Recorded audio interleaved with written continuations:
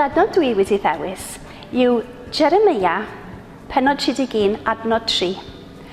Roedd yr arglwydd wedi ymddangos iddo mewn gwlad bell a dweud, mae fy nghariad I ata ti yn gariad sy'n para am byth, a dyna pam dwi wedi aros yn ffyddlon I ti.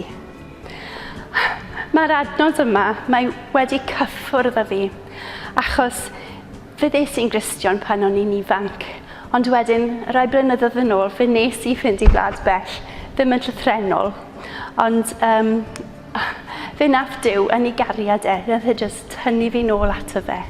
A mae e'n rhyfeddu ar gweithio'r holl bethau ofnadw nes I, fod cariad Duw yn fwy na hwnna gyd. A dwi'n meddwl yn Paul yn dweud, bod e y gweitha o'r Cristnogion, achos bod e wedi erlyd eglwys Iesu Grist. Ond fe nath yna, cyn iddo fe ddod yn Gristion, ond fi, nes I wrth rhyfela ar ôl ni, ac mae hwnna wy'n jyst yn teimlo mor erchyll, wy'n teimlo siwt gwylydd, wy'n teimlo, dwi'n difaru'n ofnadw o'r holl bethau ofnadw dwi wedi wneud, ond mae cariad Duw yn fwy na hwnna I gyd, ac mae jyst yn rhyfeddu fi.